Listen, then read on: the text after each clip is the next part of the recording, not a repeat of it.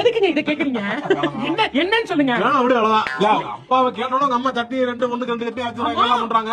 நான் கேட்டா அப்பா அப்பா அழுகுற அப்ப இழுச்ச வாங்கினா நம்ம இழுச்ச வாங்க உங்க அப்பா மட்டும் ரொம்ப விவரமா வாழ்ந்துருக்காரு. நான் வந்து கிடையாது. எங்க அப்பா வந்து எங்க அம்மாவை நல்லா பாத்துக்கிட்டாரு. எங்க அப்பா மாதிரி நீங்க இருக்கீங்களா?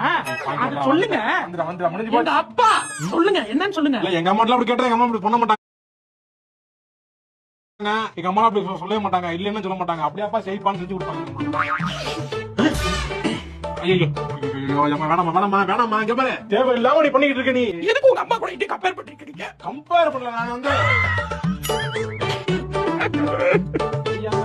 பொண்ணு கொஞ்சம் பொறுமையா இருந்திருக்கலாம். பொண்ணே கிடைக்கலன்னு பயத்துல பொண்ணே கிடைக்காம கல்யாணம் போயிருவோம். எங்க அம்மா மட்டும் எங்க அப்பா சட்னின்னு கேட்டாருன்னு வச்சுக்கோங்க 2 சட்னி செஞ்சு கொடுப்பாங்க. சட்னில சாஸ் சொல்றதுக்கு முன்னாடி சட்னி எங்க ரெடியா இருக்கு. அப்படியா? கண் பார்வையை வச்சு அவர் என்ன யோசிக்கிறாரு, என்ன தேவைப்படும் அவருக்கு அப்படின்னு காலையிலேயே எல்லாமே பண்ணி கொடுத்துருவாங்க. அப்படி ஒரு அண்டர்ஸ்டாண்டிங். ஏங்க நீங்க என்ன எதுக்குங்க இத கேக்குறீங்க? என்னன்னு சொல்லுங்க.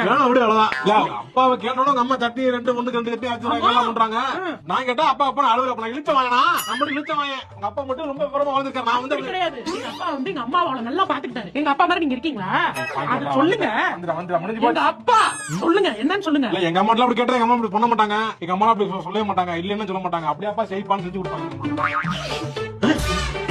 ஐயோ வேணாமா இங்க பாரு தேவையில்லாம நீ பண்ணிட்டு இருக்க. நீ எதுக்கு உங்க அம்மா கூட கம்பேர் பண்ணிருக்கீங்க? கம்பேர் பண்ணல. நான் வந்து பொண்ணு கொஞ்சம் பொறுமையா இருந்திருக்கலாம். பொண்ணே கிடைக்கலன்னு பயத்துல பொண்ணே கிடைக்காம கல்யாணம் போயிருவோம். எங்க அம்மா மட்டும் எங்க அப்பா சட்னின்னு கேட்டு